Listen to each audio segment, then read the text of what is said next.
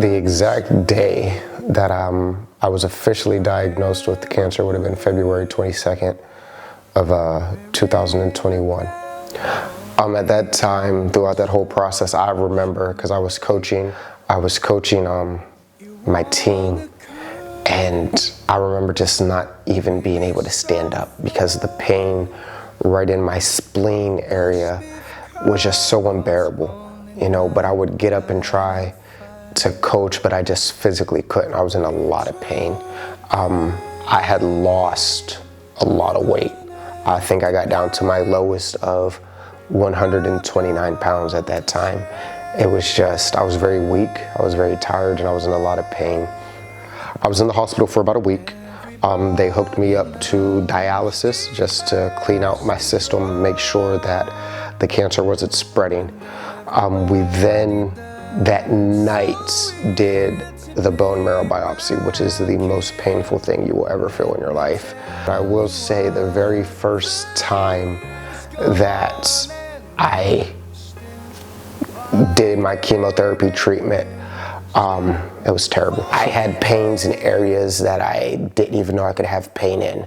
I felt nauseous, I felt cold, I felt hot, all at the same time. So it really, that was the reality check for me, was, okay, you really do have cancer and it's hitting you hard right now. Of person, I was always very driven and focused on that one thing, but now I think the cancer taught me how to just appreciate.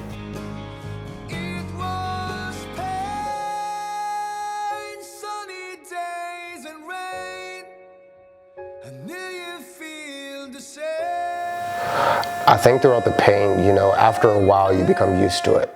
I always have this saying that if you ain't working, if it ain't hurting, it ain't working. I say that to all my players, and I took that same mentality that, yeah, it's hurting, but that means it's working.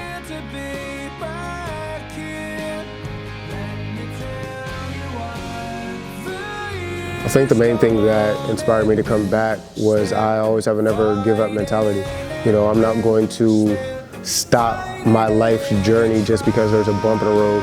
If anything, it just made me hungrier and more eager to get back to what I was doing, to prove to not just the world but to myself that I still got it. Even though I may have this thing called cancer, I'm still going to be a victor in life, in my career, and in health.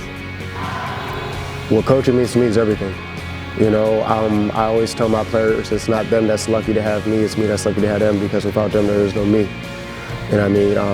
Being able to interact and see people grow, people's progression, see the laughs, see the cries, be there with them. I say that I'm just a person that is blessed to be able to have amazing connections and relationships with so many people from different age ranges.